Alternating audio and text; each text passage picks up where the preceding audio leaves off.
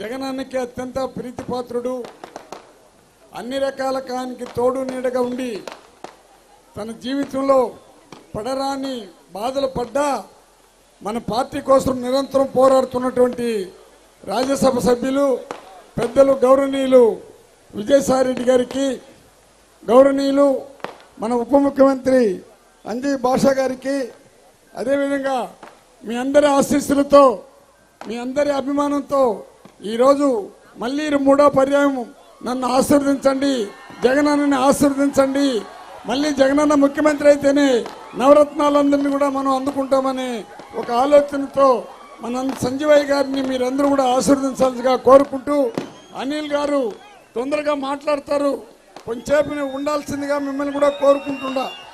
అదేవిధంగా మన ఎంపీ గురుమూర్తి గారికి, సోదరుడు మురళి గారికి, ప్రతి ఒక్కరికి అశేష ప్రజానీకానికి నేను తల వంచి నమస్కరిస్తున్నా. ఈరోజు నేను ఎక్కువగా మాట్లాడదలుచుకోలే, ఒక్కటి మాత్రం ఆలోచించండి. ఒక్క జగన్మోహన్ రెడ్డి వచ్చినాక 77 సంవత్సరాల స్వతంత్రం వచ్చినాక బడుగు బలహీన వర్గాల గురించి ఓట్లు వేసుకొని పోయినారే కానీ ఎవడు కూడా మన యొక్క అభివృద్ధిని చూసి అభివృద్ధి కావాలని ఆలోచించిన వ్యక్తులు ఈ ఇండియాలోనే ఎవ్వరు కూడా లేదని మాత్రమే ఘంటాపాఠంగా చెప్తున్నా. ఎందుకంటే మన తలరాత్రులు ఏ విధంగా మారాలి, ఏమిటి మన యొక్క ఆర్థిక విధానం, మనం అందరూ అంటరాని వాళ్ళు, ఎక్కడికి పోయినా ఎస్సీ ఎస్టీ బీసీ మైనారిటీలు ఈ సమాజంలో అణగదొక్కిన వాళ్ళు, అంబేద్కర్ కూడా అణగదొక్కినటువంటి కులానికి సంబంధించిన వాడు, పూలే గారు, వీళ్ళందరూ కూడా ఎన్నో ఉద్యమాలు తీసుకొని వస్తే కూడా ఈరోజు జగన్మోహన్ రెడ్డి గారు ఆయన ముఖ్యమంత్రి అయినాక డైరెక్ట్గా ఎస్సీ ఎస్టీ బీసీ నా ఎస్సీలు నా ఎస్టీలు నా బీసీలన్న ఒక వాక్కు పలుకుతూ మనల్ని ప్రేమగా తన హృదయంలో పెట్టుకున్నటువంటి జగన్మోహన్ రెడ్డిని మనం ఎప్పుడు కూడా మర్చిపోకూడదు. నవరత్నాల గురించి మీకు తెలుసు, మహిళా లోన్లు తోసింది మీకు తెలుసు, ఎస్సీ ఎస్టీ బీసీ మైనార్టీలకి 18,750 రూపాయలు సంవత్సరానికి లేడీస్కి ఇస్తూ ఉండేది మీకు తెలుసు.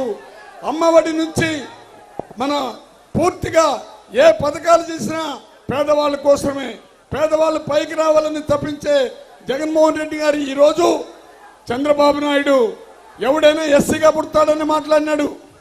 ఈరోజు పరిస్థితులు చూస్తుంటే నిన్న సాక్షాత్తు ఎస్సీ ఎస్టీ బీసీ మైనార్టీలకి ప్రపంచ చరిత్రలోనే డాక్టర్ అంబేద్కర్ యొక్క విగ్రహాన్ని పెడితే దానికి కూడా ఈనాడు జ్యోతి టీవీ ఫైలు వీళ్ళంతా ఎంత బురద జల్లినారంటే ఆ జనాలు చూసి జన సముద్రం, అది సముద్రం అల్లల మాదిరిగా వస్తే దానికి కూడా తప్పులు రాతలు రాసినారు.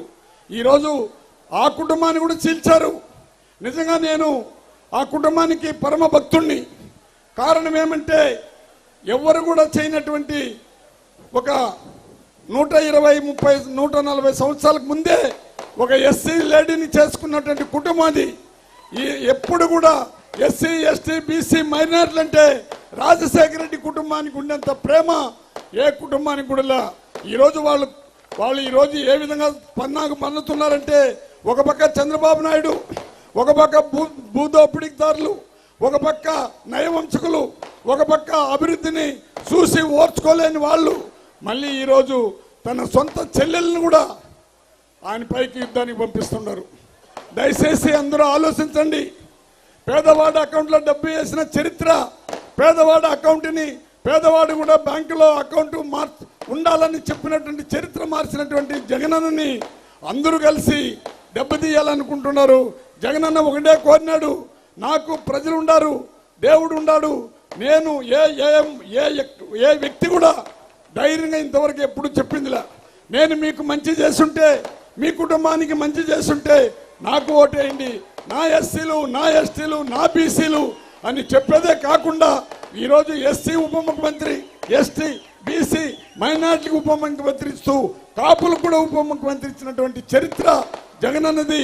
దయచేసి టైం అయింది కాబట్టి చాలా విషయాలు మాట్లాడుకోవాలనుకున్నా కానీ ఈనాడు జ్యోతి టీవీ ఆమె వాళ్ళ చెల్లెలు ఈరోజు ఎంత బాధేస్తున్నదంటే, నాకు రాజశేఖర రెడ్డి పైన చనిపోయినాక ఎఫ్ఐఆర్ కట్టినటువంటి చరిత్ర ఆ కాంగ్రెస్కి ఉండదు. అదేవిధంగా ఆ చంద్రబాబు ఆమె సోనియా గాంధీ కలుసుకొని రాజశేఖర రెడ్డిని ఏ విధంగా చేశారో ప్రజలకి అందరూ కూడా తెలుసు. అందరూ ఒకటైనారు, అభివృద్ధిని దూరం చేయాలనుకుంటున్నారు. ఆమె ఈరోజు మళ్ళీ కాంగ్రెస్లో చేరి జగనన్న పైన యుద్ధం అంట. అమ్మా, నువ్వు కూడా నాకు వయసు 72, 73 అవుతున్నది. తల్లి, నీకు తల వంచి నమస్కరిస్తుండా. అందరితో కలిసి అన్న పైన పోటీ చేసే ఆ ఆలోచన నీకు ఉన్నా కానీ నీ అంతు చేస్తా, నీ కథ తీరుస్తా అనే మాటలు మాట్లాడినావంటే పబ్లిక్ కూడా నిన్ను దూరం చేసేస్తారు.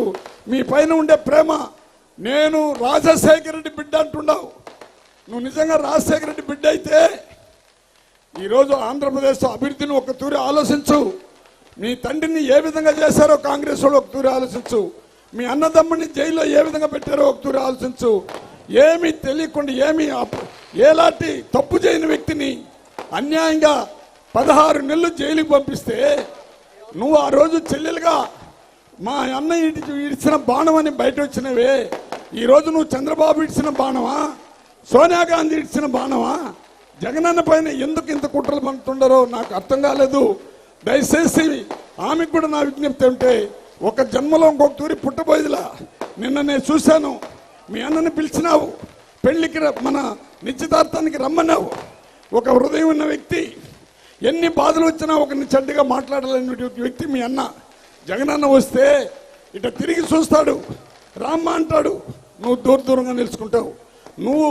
నీ వల్ల మీ తల్లి కూడా మదన పడతా ఉంది. ఆ తల్లి మదన పడితే అది మనకు మంచిది కాదు.